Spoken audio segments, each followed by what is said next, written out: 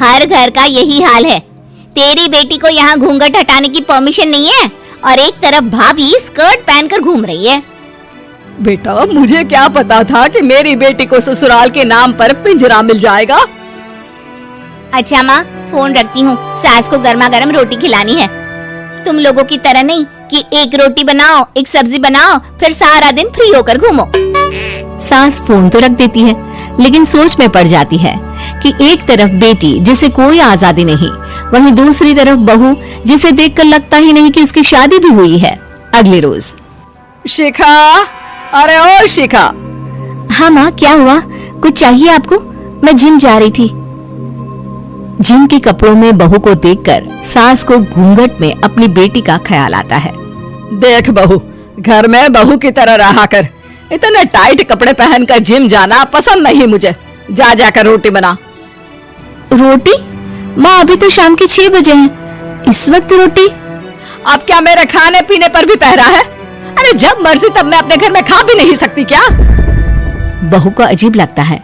वो समझ नहीं पाती कि जो सास कल तक इतनी सपोर्टिव थी, उन्हें अचानक से क्या हो गया। वो किचन में जाती है, गरम रोटी के साथ 2 तरह की सब्जी, रायता, सलाद सब लेकर सास के पास आती है। माँ जी, खाना। इतना सारा खाना? राक्षस समझा है क्या मुझे? रोटी मांगी थी मैंने गर्मा गर्म बस। पर माँ जी, रोटी खाती किससे आप? सब्जी तो बनानी थी ना। अरे भूख मर गई मेरी तेरी बहस से। जा जाकर काम कर, अंदर पूरी रसोई साफ कर। बहू अंदर चली जाती है। थोड़ी देर में श्वेता घर आती है। अरे शिखा, जल्दी से चाय ला, पकवान बना, मेरी बेटी आई है। अरे नहीं नहीं माँ, ड्राइवर बाहर खड़ा है। मैं तो घर का कोई सामान खरीदने के बहाने यहाँ आ गई हूँ, मुझे जाना होगा। अरे बेटा, पर कितने दिनों बाद देख रही हूँ तुझे, रहने आ जाना 2-4 दिन के लिए। आ जाऊंगी माँ, जब मेरी सास मरेगी तब। मैं तो रोज मन्नत मानती हूँ कि मेरी सास मर जाए तो अच्छा है।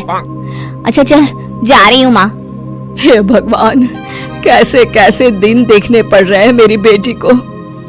सास अंदर जाती है, जहाँ श्वेता की जिम वाली सहेली का फोन आया होता है। क्या बात है, आज जिम नहीं आई? अरे पता नहीं यार, आज माँ को क्या हो गया अचानक। पर खैर कोई नहीं, लगता नहीं कि मैं अब जिम आ पाऊंगी। शिखा स्पीकर पर बात कर रही थी, जिसे सास सुन रही थी। यार ये सास ना होती ही ऐसी है। मैं तो कहती हूँ बुढ़िया जल्दी मरे और तू आराम से जिए। शिखा को सहेली की बात पर गुस्सा आ जाता है। माँ के मरने की कौन सा बच्चा दुआ मांगता है मोहिनी? आगे से ऐसी बात मेरे सामने मत करना। हमारे घर की शोभा ही माँ है। क्या हुआ जो थोड़ी शक्ति दिखा रही है? उसमें भी कोई ना कोई उनकी भलाई ही होगी। मैं तो कहती हूँ भगवान मेरे जैसी सास सबको दे, जो सिर्फ माँ की तरह है। सास वाली तो कोई बात ही नहीं है उनमें। सास ये बात सुन रही थी। उनकी आंख में आंसू आ जाते हैं कि क्यों वो बेटे की किस्मत में बहू को भी भागीदार बना रही थी।